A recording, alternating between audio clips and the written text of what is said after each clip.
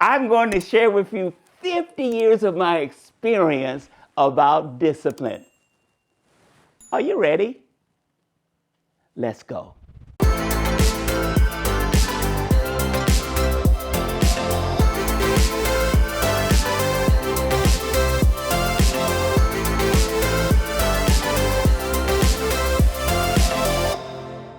Everybody gets the same 24 hours in a day, 7 days a week, and 52 weeks every year. If you know how to make that time work for you, there will always be enough of it. 50 years in this business has taught me three things. Respect today, don't overburden tomorrow, and rest in your work so you will never have to rest from it.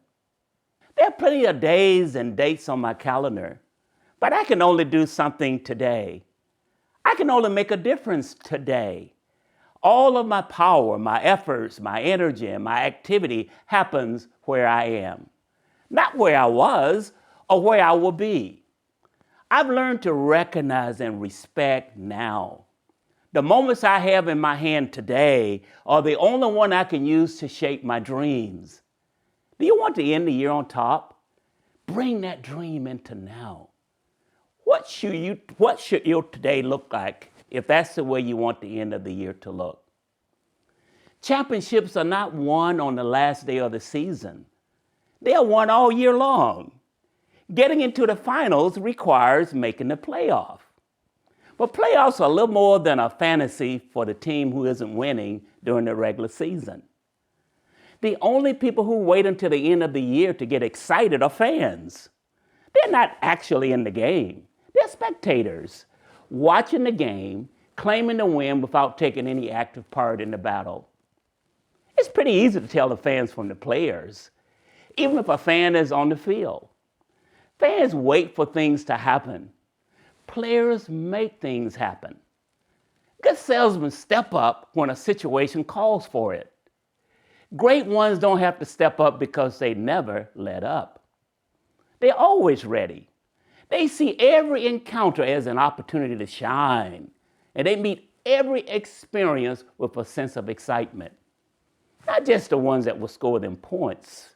The time to work hard for anything is now.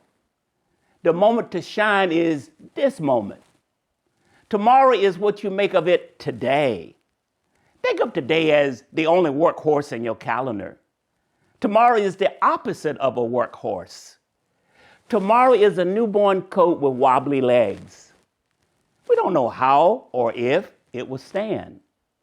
And yet we pile his narrow back up on all the things we don't want to do today. Putting off work, calls, appointments, or office management issues will kill your business and our relationship if it doesn't kill you first. Procrastination is, as one writer put it, the art of keeping up with yesterday. I prefer to think of it as the unfortunate skill of aborting tomorrow. What opportunities never see the light of day because of the intrusion of the unfinished?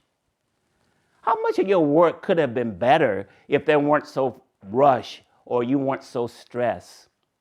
The irony is, most of us put off doing work because we say we're tired or overextended. But nothing is as exhausting to the human spirit and mind as an uncompleted task hanging overhead. When you were able to use today as it was meant to be used, finish what you have to do while you're able, not when you feel like it. If you have work that goes beyond today, separate it into two categories. One, things which have to be put on a schedule, and two, things that don't have to be on a schedule. Put everything from the first list on your calendar, and then look at the second list. Again, put each of these items into two categories. Number one, what can be put off indefinitely? And number two, what cannot be put off at all?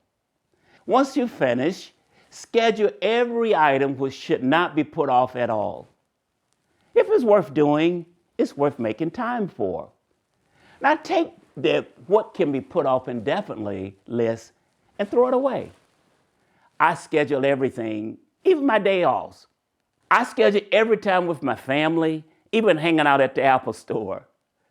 When I find myself an unscheduled time, I may pull some things from tomorrow and do them today. Whenever I can, I try not to overburden tomorrow. And when it becomes today, I can perform at the top of my ability with no stress. There is nothing impressive about busyness. It's usually a signal to people that you're unorganized and desperate. I manage my time the way I do because I have found that working harder and faster just makes a man tired. And tired men may make money, but usually they just make mistakes. The big misconception about work is that it's the opposite of rest. People think you can only rest if you're not working, and vice versa. The truth couldn't be further from that. Rest can mean a lot of things: to sleep, to remain somewhere in intermission, a pause between moments. Whatever rest is, it is not just doing nothing. Rest is having the freedom to do nothing more or less than what a moment requires. Let me repeat that. A person is truly at rest when they have the freedom to do exactly what a moment requires, nothing more and nothing less. We can rest in our work. Rest is active and requires our engagement. Most important, it is a function of order. It happens when we are at our best. We are not resting when we are procrastinating. We are not resting when we are rushed. We are not resting when we are stressed.